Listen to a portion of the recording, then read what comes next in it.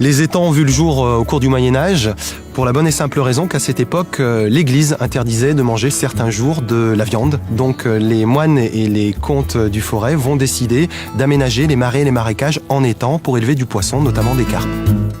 Depuis la deuxième partie du XXe siècle, cette pisciculture est nettement en déclin. Il faut savoir qu'il y a la concurrence d'autres pays pour notamment la production de carpes, donc de poissons d'étang, mais aussi parce que la population locale et mondiale consomme de moins en moins de poissons d'eau douce.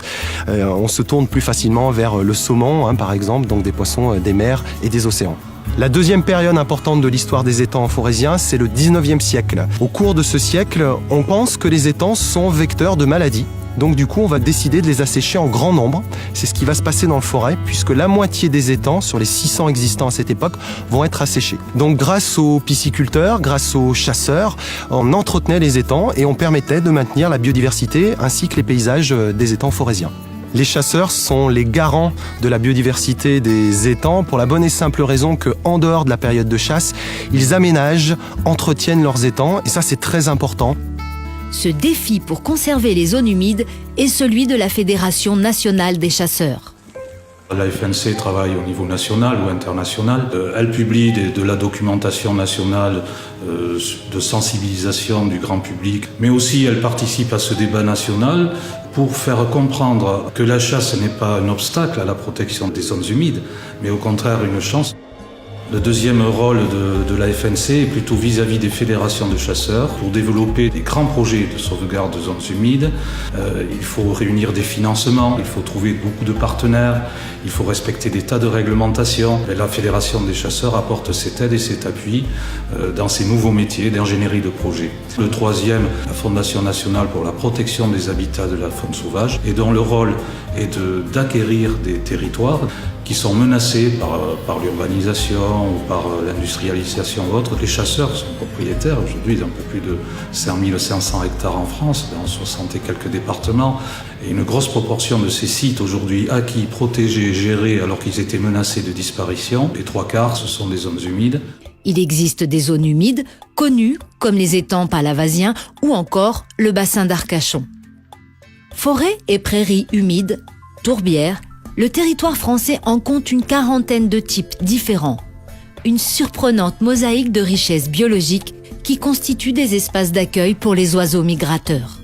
Mais les zones humides sont parmi les habitats naturels les plus menacés en France.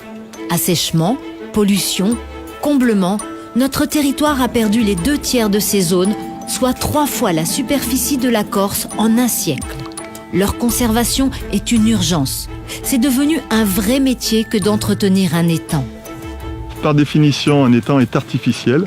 On le construit donc à l'aide de tractopelles en faisant des digues. Sur un étang, il est aussi très important d'avoir des zones comme ici inondées, c'est-à-dire que c'est des prairies qui sont inondées par le niveau d'eau qui est maintenu au maximum. Donc c'est là où les oiseaux vont venir se nourrir de larves, de plantes aquatiques, enfin de ce qu'ils vont pouvoir trouver. Avec les roselières, il y a aussi un autre endroit qui est important, ce sont les îles. C'est pour éviter la prédation des prédateurs terrestres, type renard, putois ou encore fouine, pour que les oiseaux puissent nicher convenablement. On est en train de relever les pièges à ragondins parce que les ragondins ont la fâcheuse habitude de creuser leur terrier sous le niveau de l'eau et en général sur les digues des étangs. Au bout d'un moment, on a une fuite au niveau de l'étang par les trous de ragondins. Cette fuite est toute petite au départ jusqu'à créer une énorme brèche qui peut vous vider l'étang en quelques jours. Donc c'est pour ça qu'on travaille en amont à ce que les ragondins n'abîment pas ces digues. On est obligé de poser des cages après avoir fait sa déclaration de piégeage en mairie. Ces cages sont relevées tous les jours avant midi. On essaye d'endiguer cette prolifération des ragondins et des rabusqués également. Les étangs du Forêt demandent une attention et un savoir-faire très particulier, car d'autres conséquences peuvent encore résulter du mauvais entretien de ce type de zone humide. En quelques années d'oubli, ces étangs peuvent subir de surprenantes évolutions. On est actuellement en train de sortir d'une roselière d'un étang, donc un milieu encore humide, et on va partir juste à côté, dans une forêt qui était autrefois un étang.